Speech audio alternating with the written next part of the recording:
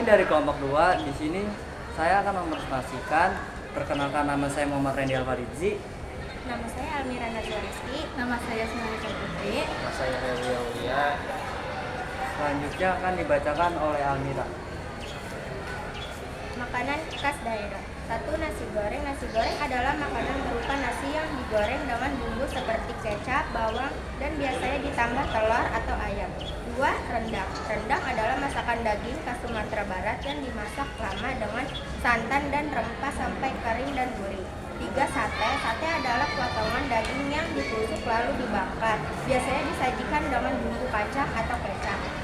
4. Gudeg. Gudeg adalah makanan khas Yogyakarta dari nangka muda yang dimasak dengan santan dan gula merah, rasanya manis. 5. Itu pempek.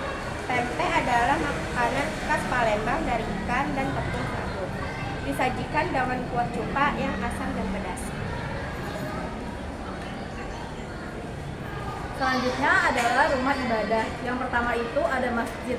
Masjid secara bahasa berasal dari bahasa Arab sajadah, yaitu berarti tempat bersujud atau tempat salat. Secara istilah, masjid adalah bangunan tempat ibadah umat Islam yang digunakan untuk salat berjamaah serta kegiatan sosial keagamaan. Lalu yang kedua adalah gereja. Gereja adalah istilah eksiologis apa yang dipahami oleh berbagai denominasi Kristen sebagai tubuh sejati umat Kristen atau lembaga asli yang didirikan oleh Yesus Kristus. Yang ketiga adalah pura. Pura adalah istilah untuk tempat ibadah agama Hindu di Indonesia. Pura di Indonesia terutama terkonsentrasi di Pulau Bali sebagai pulau yang mempunyai mayoritas penduduk pemanut agama Hindu. Lalu yaitu selanjutnya adalah wihara atau vihara, adalah tempat ibadah yang biasa bagi umat Buddha yang menurut KBBI juga menjadi tempat tinggal para biksu. Wihara berfungsi sebagai pusat pelatihan spiritual, meditasi, dan pengajaran ilmu kesadaran serta seringkali menjadi pusat edukasi dan wisata religi. Lalu yang terakhir adalah kelenteng. Kelenteng adalah tempat ibadah bagi masyarakat Tionghoa, khususnya penganut Tridharma, Tainisme, Buddhisme, dan Konghucu di Indonesia yang juga sering menjadi pusat kebudayaan. Berarsitektur khas warna merah, kuning dengan ornamen naga. Kelenteng banyak ditemukan di Jawa dan berfungsi sebagai tempat pemujaan leluhur serta dewa-dewi. Selanjutnya saya rumah adat. Pertama itu rumah adat Honai. Honai adalah rumah adat khas suku Dani, Rani, dan Yali di wilayah di pegunungan Papua Tengah atau Papua Pegunungan, berbentuk lingkaran dengan atap kerucut dari jerami dan dinding kayu. Selanjutnya rumah Tiongkonan adalah rumah adat masyarakat suku Toraja yang berada di provinsi Sulawesi Selatan, Indonesia. Arsitektur Tiongkonan dikenal dengan bentuk yang khas melalui struktur bawah, tengah, dan atas yang memiliki keindahan estetika struktur dan konstruksinya. Selanjutnya rumah Dalireo adalah rumah adat khas Maluku dari Maluku Utara, berbentuk dinding terbuka tanpa dinding, berfungsi sebagai balai pertemuan warga dan tempat upacara adat.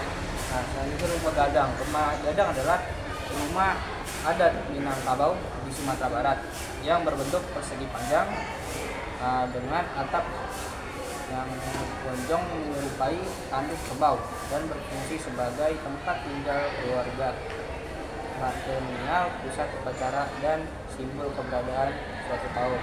Selanjutnya rumah joglo adalah gaya bangunan atau rumah khas Jawa Tengah yang berasal dari Ponorogo, Jawa Timur. Atapnya yang menyerupai trapezium di bagian tengah menjulang ke atas, berbentuk emas rami dan depan lebar, dan ruangan tengah di bersekat-sekat, biasanya digunakan sebagai rumah tamu. Selanjutnya ada tari tradisional. Yang pertama ada tari piring. Tari piring adalah tarian tradisional Minangkabau dari Sumatera Barat, terutama Solok, yang menggunakan piring sebagai properti utama, diayunkan dengan cepat tanpa jatuh. Yang kedua, tari tortor adalah tarian tradisional khas suku Batak dari Sumatera Utara yang telah ada sejak ratusan tahun lalu. dan merupakan bagian penting dari upacara adat. Yang ketiga, tari kecak adalah seni pertunjukan tradisional Bali yang diciptakan tahun 1930-an oleh Wayan Limbach dan Walter Spies. Tarian ini unik karena tidak menggunakan alat musik, melainkan paduan suara cak-cak dari puluhan penari laki-laki duduk melingkar menceritakan kisah Ramayana dan dipadukan dengan ritual magis sang hyang. Yang keempat ada tari saman, adalah tari tradisional suku Gayo Aceh yang dikenal dengan gerakan tangan, dada, dan paha yang cepat, sinkron, dan ritmis tanpa iringan alat musik. Yang kelima ada tari jaipong, adalah tari tradisional Sunda yang dinamis dan energik dari Jawa Barat, diciptakan oleh seniman Haji Suwanda 1960-an dan dikembangkan oleh Gugum Gumbira. Selanjutnya ada baju adat. Yang pertama ada baju adat Melayu. Pria memakai baju merah berhias emas dengan sungkon penutup kepala yang khas, sedangkan wanita memakai baju merah berhias emas dengan mahkota paksian yang besar, mewah, dan berkilauan warna merah melambangkan keberanian dan kemakmuran. Selanjutnya ada baju adat Minangkabau. Pria memakai baju panggulu yang hitam berhias emas dan tempuluk serta membawa tongkat.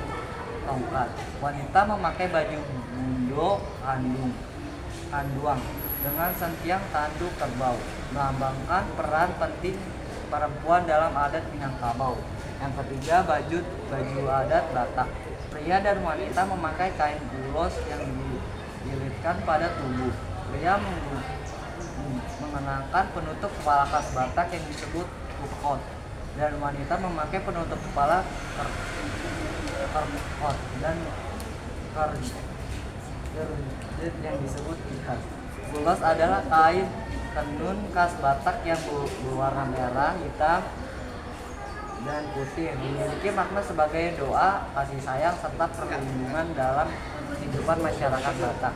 Yang keempat ada baju adat Bule Balang. Pria memakai baju hitam berhias emas lengkap dengan songket motif Aceh dan penutup kepala mengkikok berwarna emas. Wanita memakai baju karung mewah berhias emas dengan mahkota besar sujet yang mewah. Busana ini mencerminkan kemegahan budaya Islam di Aceh. Yang kelima, baju adat Utara.